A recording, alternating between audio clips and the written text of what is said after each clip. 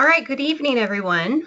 I have 8 p.m. Central Time on my clock, so we'll go ahead and get started with the webinar. My name is Cathy Rosenthal, and I'm a program manager with the Shoot for Success program. And before we get started, if you have a question, everyone's on mute. So if you have a question, we'll hold questions until the end of the session. However, you can type them in under chat on your lower right hand corner of your screen.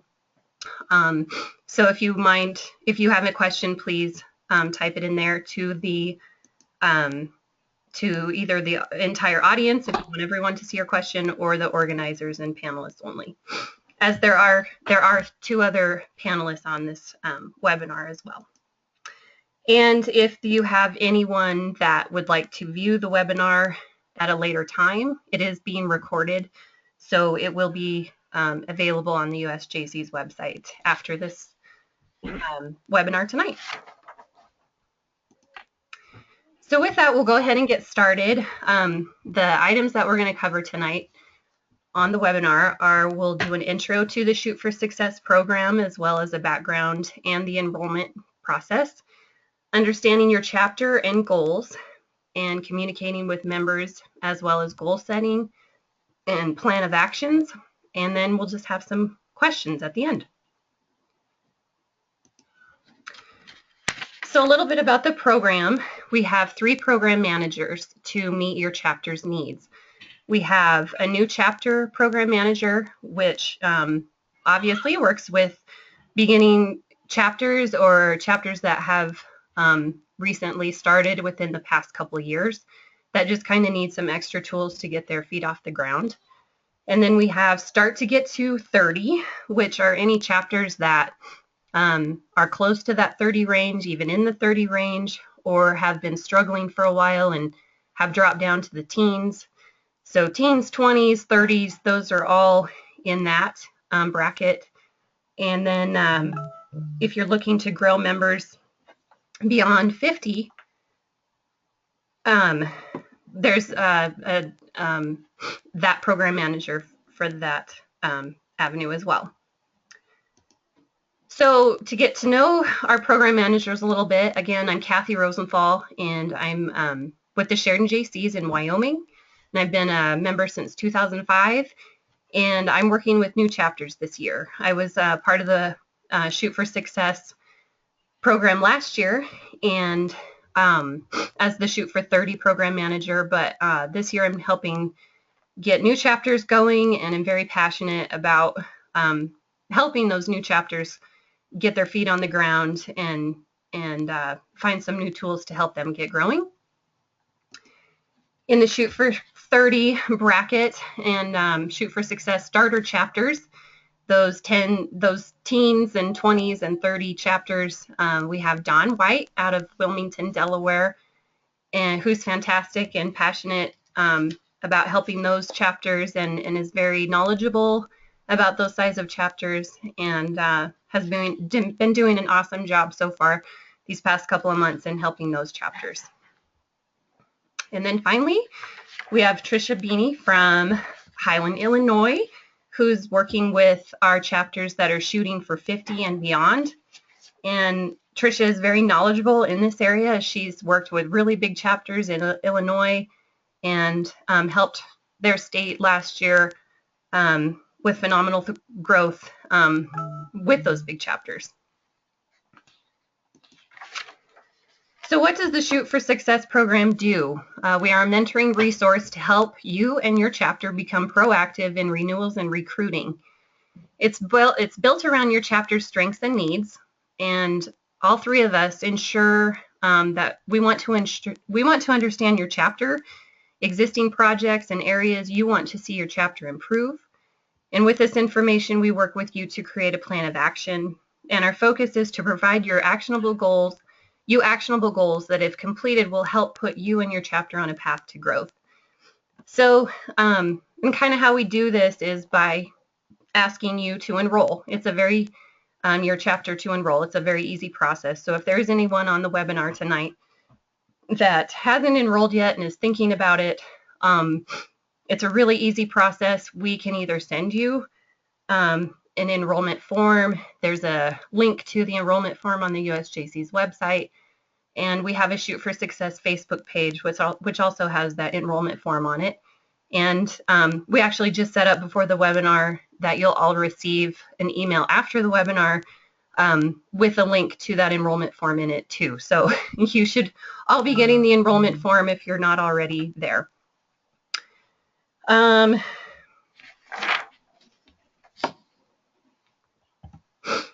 So after you enroll through the enrollment form, we'll get sent that information, and one of our 3 program managers will send you an email, whoever filled out that enrollment form, and set up a time to talk about your chapter profile.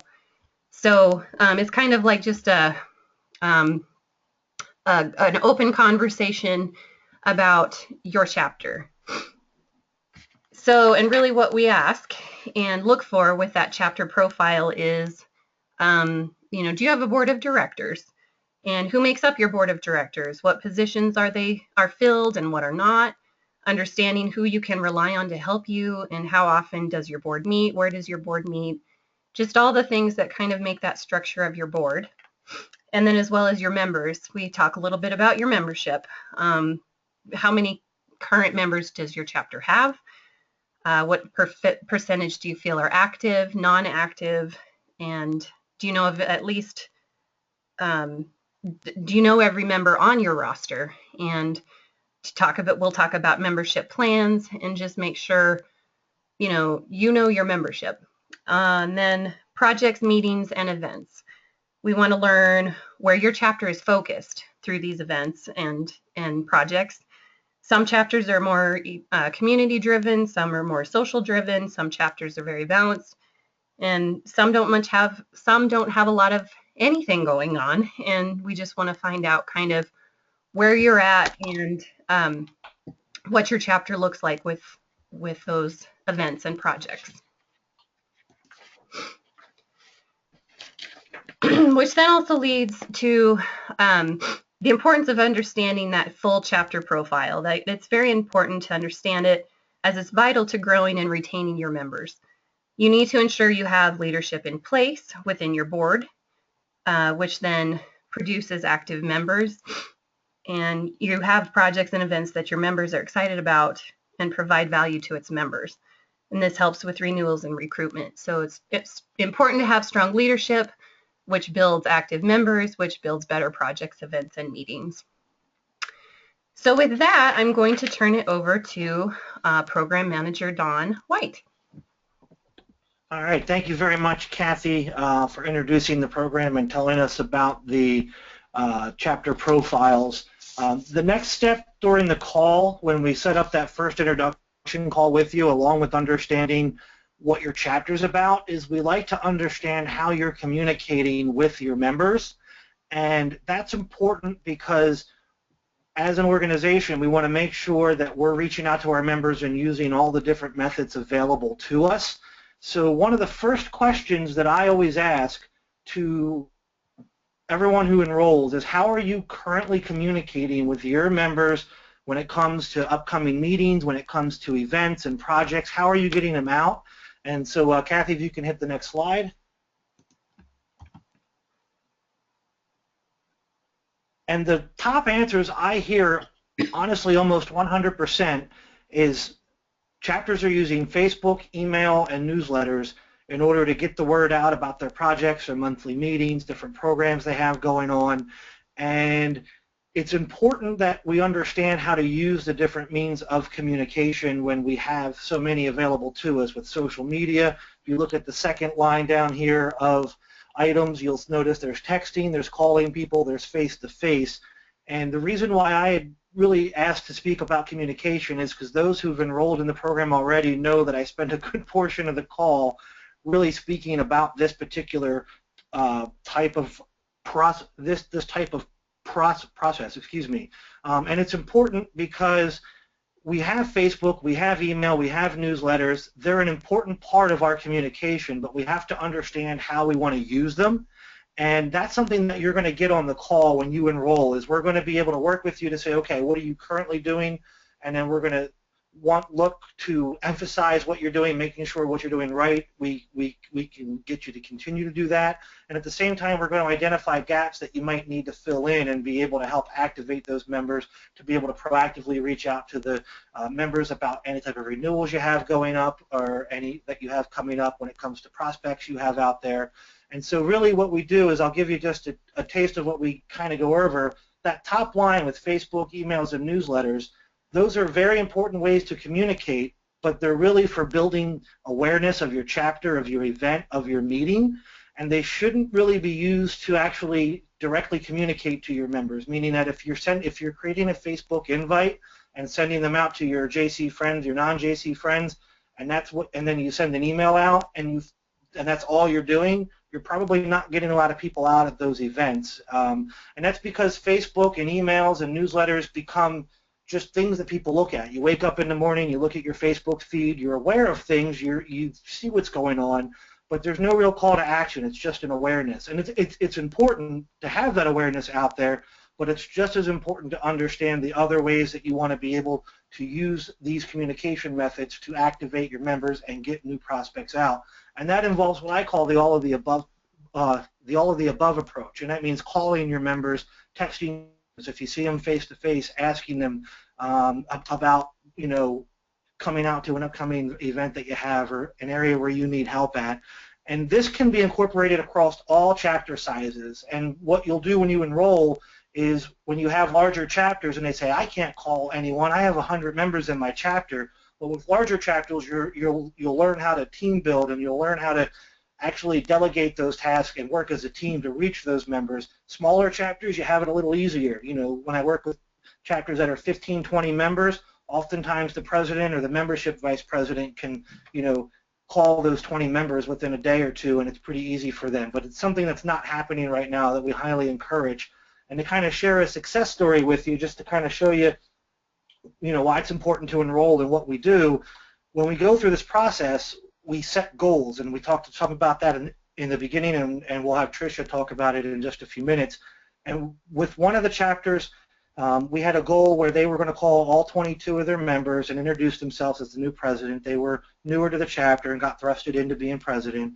And they actually, when we had our second call and had a conversation about how that went, they said, I was really nervous, I didn't know what to do, or I was just really nervous, it was intimidating, so I was multitasking, trying to take my mind off of the fact that I'm calling somebody. And ultimately, it turned out to be a real positive experience. Once she got the hang of it, she actually said there were 2 people I hadn't talked to ever since being a JC who actually came to our next monthly meeting, and I got to meet them in person for the first time. And then since then, this quarter, they've already added 6 new members. And so what they did is she was lucky enough to meet them in person, but she also followed up with an email to thank them and show them upcoming events that are coming up. So she's using all the different methods available to her to communicate to her members, to the new members, to the prospects, and she's understanding now through enrolling with this program the best ways to use it. So really what I'm trying to say is when you think about it, Facebook and social media and your emails are great for building awareness, and then the rest of it are you want to have a call to action. You want to ask your members for help. And that's something that I do stress a lot. And I'll give you one final example just to summarize what I'm meaning here. Last year, I was the state president I was the state president, and I kept seeing on Facebook that one of my chapters in the state had an event coming up where beauty pageants were involved. And so I saw that on Facebook. I even got an email about it, and I saw they needed help with getting judges for a beauty pageant. Again, fully aware of it. A week or 2 passed by, and I didn't really think much of it because I was already going, but for a different function there. So it wasn't until the person running the beauty pageant texted me one night and said, Don, I really need your help. I need judges for a pageant on this date. Are you available? And I looked at my calendar and texted her back, and I was like, I actually am. What do I need to do? So we started talking, but the point is it wasn't until she actually reached out to me directly and asked for my help and had action. She needed me to come be a judge. So I just encourage you to do that with your members, but also when you enroll, we'll do more about what that looks like, the process of when you're calling, giving you a best practice so it's not so intimidating. So if we can just go to the next slide on this section. And so really what it comes down to is when it comes to communicating with your members, I just put this in here just to keep it simple for you. You have your event and your meeting. You want to still create your Facebook events. You want to send out your invitations. You want to put out your emails and your newsletters because that does build awareness. It gets your members excited. But if you want to get people to turn out and show up to your events, you need to call them. You need to text them. You need to talk to them in person and ask them to come out. And if you're interested in knowing how to do all this and put it together, work as a team, that's where you're going to want to enroll, have those calls, work with you to make sure that you're comfortable with the process and then building on this to get to the next level. So with that, that's really with my side with communication, so I'll turn it over to Project Manager Trisha to talk about action plans and setting goals. Thank you, Don. So I'm going to talk about the action plans and goal setting. Basically, once your chapter fully understands chapter profile, your members and how you communicate, they can all work with you to create an action plan to specific your chapter needs. So who are your board of directors? Who are your members? What events and projects do you put on? And then kind of communication, how do you currently communicate with your members, like Don was talking about? And do you at least know all your members, like Cathy was talking about as well? So it's kind of based on feedback and everything like that. Too often, chapters focus solely on projects, events, and meetings that they host every year. So start planning some other goals and make other action plans and stuff like that, instead of just focusing on the same stuff every year. And that might get more members active or other members active or bring more members in. They also, sometimes you lose sight or may not understand the type of effort and processes to be put in place to retain and recruit new members. So let's say you do a social, at the same place every month. Well, do something different. Or maybe go out for like putt-putt golf or anything else that would be just different. And then our program also, it helps you to understand where to focus and what kind of processes to put in place, not only to help you grow now, but create sustainable growth and for years to come. So that's one thing that I always kind of stress is the surveys. See what your members want. Get them to, do the survey, and if they're not filling out the surveys, just text them, call them. I know like our chapter has WhatsApp. I mean, a lot of people use that. And just ask them what they're wanting or what would bring them out. Anything like that would bring people out, and then that could maybe get some of their friends as well or family or anything like that that is JC age to come out and get them active if that's something that they want to do. Moving on, if you want to move to the next screen, action plan and goal setting as well. You can identify areas to improve and areas of strength, but ultimately it comes down to you and the effort of your team to put forward in the plan of action and achieve your goals. So you can do the surveys, you can talk to people, but you actually have to physically make changes and move forward with them. Our program managers are here to create an action plan, achievable goals, and we're going to do monthly calls to keep you focused or keep in contact with you, however you guys want to do it, email or whatever, and an overall structure to growing your membership. They're also agreeing you're willing to put forth an effort to grow your chapter. It's one thing just to go out and ask for membership, but it's a little work to get new members and everything like that. You just got to be willing to put the effort in. And you need to get buy-in from your team as well. You work and make sure that you are working together as a team. If you're not working together, you won't achieve anything that you want to do. And I know sometimes it's not the way you want to do it, but you have to let other people run projects as well and let them move forward, and people do learn from mistakes. So that is something that is a very hard learning curve sometimes, but it does work in the end, and they learn from everything like that. So if we move to the next screen, if anybody has any kind of questions, if you would want to type them in the chat box on the bottom right, we'd be happy to answer. I would also say, this is Cathy again, and while we're waiting for some questions to come in, that we are absolutely here to help you, and the communication is really key in this program. We will reach out to you, and we will to you and your chapter as much as possible, but we need the communication back from you too to make it all work. And we, as mentioned, we've set up that initial communication via phone call or email, and to kind of go over your chapter profile and understand your chapter and how we can help. And then we give you some time to establish some kind of short-term goals that we go back to a month later and see how those are going. And to really keep the program going, we need that communication going both ways. And so it sounds like it's a kind of a big time commitment, but it's not a real big time commitment. It just takes a little bit of your time once a month, or really, we can adjust it to however fits your schedule best too. If it'd be better to talk, instead of monthly, bi-monthly, whatever works best for you, we're here to do that with you. Right, and Cathy, this is Don. I just also, as we're waiting, if there's any questions coming in, because I think you might be the only one that can see them.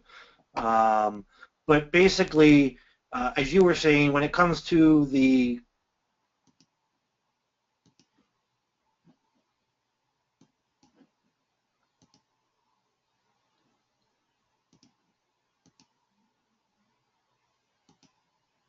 to you and understand your chapter, your membership, and how you're communicating, we're wanting to give you things that you can take back right away and put into place and see some instant success, so to speak, or at least start seeing where the positive impact is going to happen. So when we talk about these goals and these action plans, it's not as process oriented as it may sound, although it is behind the scenes with us.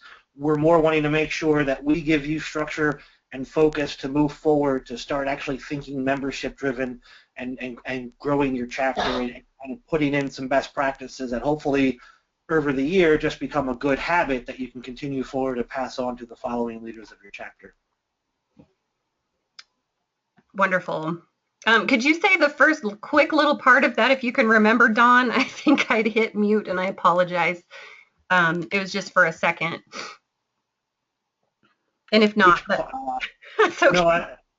No, it was just basically to let everyone know that, the overall theme there was, as I was kind of hitting on what you said, it does seem like there's a lot involved that you're signing up and committing to, but it is based upon what the chapter needs are, what your needs are, and when we talk about action plans and achievable goals, it's basically giving you things that you can take back and do what you would hopefully normally do as you're running your chapter, as you're one of the leaders within your chapter. It's things that you could be doing anyway, but we're just more putting focus and giving it some details behind it to help you get past the actual idea of it and putting it into action.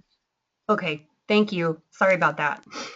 Okay, we do have some questions. Our first question is, what do you feel is the, I just got another one that bumped up. Sorry, I was right in the middle of reading it. And okay, what is the role of the state membership director as a chapter participates in one of these programs? Are they involved in the check-ins, or is it the chapter's responsibility to let them know what is being covered? And goal set between the chapter and the program manager. This is Trisha. I think that depends on from state to state of how each state does that. I know in Illinois we have a membership vice president, and their job, a state membership vice president, and they talk to the region directors, and then the region directors would kind of report to them on the membership. So I think you'd have to almost ask the state president or the state executive team. Yeah, and I think just to piggyback, even for some of the smaller states, because we have a membership VP, and from the state perspective, it's all depending on where they'd like to focus and if the chapters would like them involved, or if the state is kind of encouraging them to get involved at both levels. But from our perspective, whomever you want to have on the call and go through the process with, we welcome that. Yes, I would say the same thing with that. In our state, in Wyoming, our membership director, our membership vice president is aware and of who's enrolled in the program, but doesn't sit in on the phone calls. But again, that's up to you, and that's up to your state on how you'd like to mold that. But it's really a conversation about your chapter. Between the program manager and your chapter, but if they want to be involved and you'd like them to be involved, that's definitely your decision and fine either way. Next, I guess another question that, Cathy, just real quick, that we might want to take back and think about, is there a need for us to almost have a focus on membership at a state level and help for those individuals? I'm not saying we have to figure this out right now, but that's something to take away and talk about as part of the program. Good point. Good point. Okay. Question 2, what do you feel is the best way to reach out to those members who aren't really around much? It's hard to be face-to-face when you don't know everyone. I'll jump in on that, because if you enroll and have me as your program manager, I will give you probably too much information on this. But that all the above approach I discussed back on the communication section, I go back to the chapter president, I forget the exact state now, I apologize, but she reached out and introduced herself to all the members, because one of the questions I ask is, do you know or know of everyone on your roster? And only one person so far has said yes. Everyone else has said no. That included myself a few years ago when I was membership VP for my chapter. I didn't know everyone, but I made it a point to get to know. So the answer is you would reach out and call, and you're either going to get a hold of them and hopefully make a connection. Like this chapter president hadn't spoken to these two individuals ever, and they hadn't been around for the year and a half she's been a member, and they just came out to the first meeting that she's seen them at in a very long time. And then, unfortunately, there might be times when you call and make those efforts that they're not connecting. They might be a lost cause, and that's why it's important to understand how to get new members in to constantly keep your chapter growing. I agree. This is Cathy again, and I agree with that in that phone calls are, I think, a very good personal way, and in my opinion, probably the best personal way to make that one-on-one when you can't see them face-to-face. If they're not coming to meetings or they're not coming to events, is just to check in with them and pick up the phone and say, just have a quick conversation with them to let them know that, you're still an important member, and we still want you to be an active member, or we want you to be here, and you're an important part of our chapter that we just want you around. But I think just that personal touch is important. One thing I like with phone calls is when you do call, the two things I always encourage when we talk about phone calls is asking for help and having a call to action. So if you have a member that you're calling because you haven't seen them, you call, hey, this is Don with the JCs. I'm hoping you can help me out. I'm calling and trying to understand each member on my roster, and I haven't met you yet, and I was hoping to understand why you joined the JCs and if there's an opportunity for you to come out to a future event. And then that's you asking for help, and then the call to action is to understand, why they haven't been out or whatever that might be. So whenever you're calling, just have that in mind, that you ask for help, you usually get a more positive response, and then have some type of call to action. Okay. I hope that answered it or gave a good explanation. And the following question kind of is related to that as well, but we might be able to broaden it a bit as well. Is there a proven method in this program for activating current members who are MIA? They answer calls, maybe go to meetings, put in an opinion on things, but aren't involved beyond that. I can expand a little bit. So one thing about understanding your membership, or one thing about having your inactive members or having members that might come out to one event per year, it's all part of understanding your membership, and that understanding that, and this is what's going to happen when you grow. in that you're going to have a portion of your membership that are going to be active. They're going to be your core. And hopefully as you grow larger, that core expands. But then you're going to have people on the fringes who just come out every once in a while. Maybe they like more of the social aspect, or maybe they like the volunteer aspect of it. And then you have others who just haven't been around in forever, and they just join because they just keep doing it, and they just either pay their dues or maybe they haven't paid their dues. But you're going to have that, and some of those people fall off. And that's why it's important to understand who those people are, and actually be accepting in a way where you understand, okay, well, these people only come out to these events. We're going to try and get them out to more, but I know they're going to come out to these 2 events every year. And I have these people that I know are going to be more geared towards social. And that's why it's important to where everyone's focused on trying to get all these current members active, but not everyone's going to jump up and be active the way we envision it at one time. So you have to understand where their interests are and continually add new members in so those interest groups grow larger, so therefore your socials become bigger, your volunteer opportunities become bigger, your meetings become better attended because people are interested in different aspects that you're offering. So it really comes down to understanding and accepting the different roles your members have.